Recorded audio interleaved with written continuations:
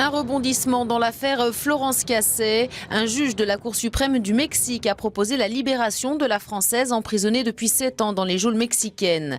Florence Cassé pourrait bénéficier d'une erreur de procédure.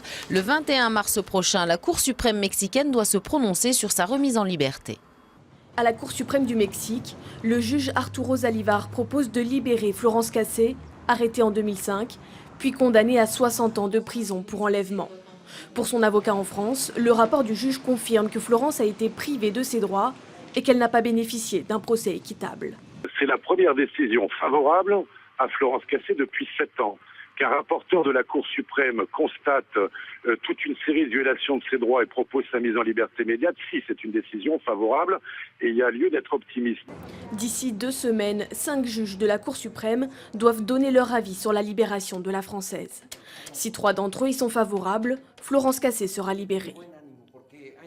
Florence est contente, mais demeure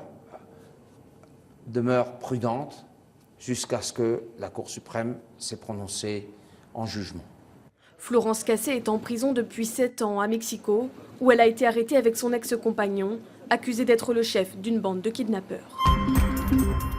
Ce 8 mars 2012 marque le 30e anniversaire de la Journée internationale de la femme. Alors à l'heure où l'on parle assez quotidiennement de parité, nous nous sommes intéressés à ces femmes qui veulent faire bouger les choses en intégrant des bastions professionnels quasi réservés aux hommes. C'est le cas de Michel. À 50 ans, elle a créé sa propre école de pilotage.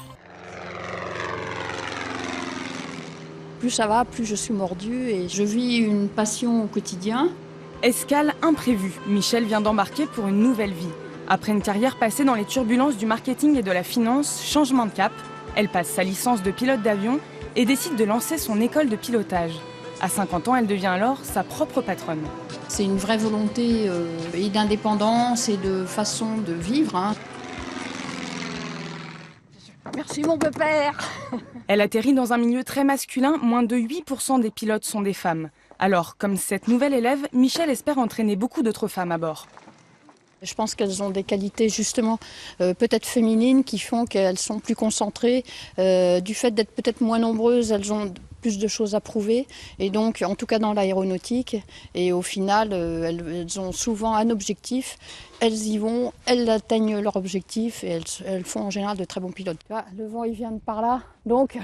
Michel a déjà embauché un pilote instructeur pour son école. Il a très rarement travaillé avec des femmes aviatrices et il admire sa détermination. Elle fait partie des plus passionnées que j'ai vues pour l'instant en aéronautique. Ouais.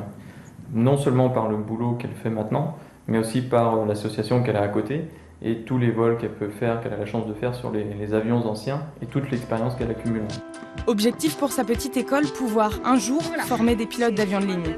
L'ascension prendra peut-être du temps, mais peu importe, elle a trouvé sa voie, pilote sinon rien.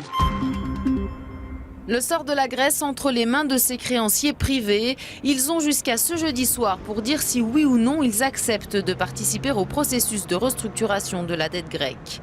Mercredi soir, plus de la moitié des créanciers visés par l'opération avaient donné leur accord pour participer à l'effort collectif d'échange d'obligations qui doit permettre d'effacer plus de 100 milliards d'euros de dette du pays. Selon un rapport de l'Institut de la finance internationale, un ratage de cette restructuration ébranlerait l'économie européenne et mondiale.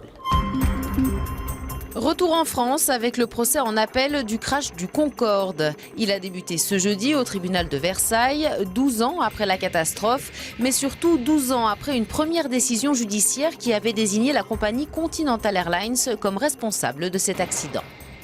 Le 25 juillet 2000, le Concorde vient à peine de décoller et il est déjà en feu. Quelques secondes plus tard, le supersonique s'écrase. 100 passagers, presque tous allemands, meurent dans la catastrophe ainsi que 9 membres d'équipage et 4 clients d'un hôtel de Gonesse. 10 ans plus tard, lors du premier procès, le tribunal retient la responsabilité de Continental Airlines. Un appareil de la compagnie américaine aurait perdu une lamelle de titane mal fixée, ce qui aurait provoqué 4 minutes plus tard l'éclatement d'un pneu du Concorde et ensuite l'explosion du réservoir. En première instance, la compagnie américaine est condamnée à payer une amende de 200 000 € ainsi qu'1 million d'euros de dédommagement à Air France. En appel, les avocats essaieront à l'aide de contre-expertises et de nouveaux témoignages de convaincre les juges que le Concorde avait pris feu avant de toucher la lamelle. Le magazine américain Forbes vient de publier la liste des hommes les plus riches au monde. 25 ans que ce classement existe et vous allez voir que malgré la crise, le nombre de milliardaires augmente. Sur la première marche, Carlos Slim, le géant mexicain des télécoms, son patrimoine 69 milliards de dollars.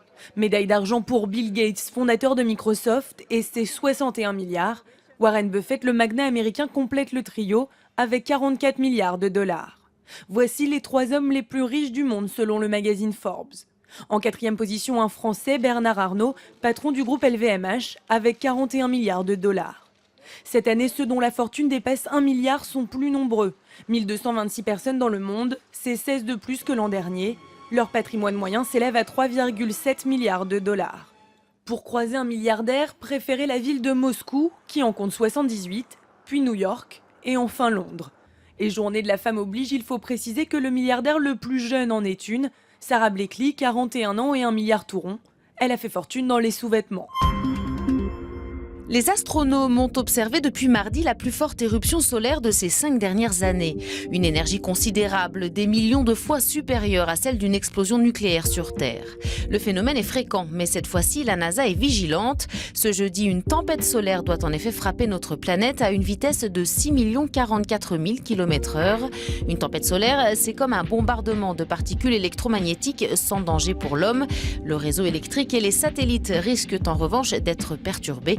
Reste que la nuit prochaine, vous pourriez assister à un magnifique spectacle. Cette tempête devrait créer des aurores boréales spectaculaires.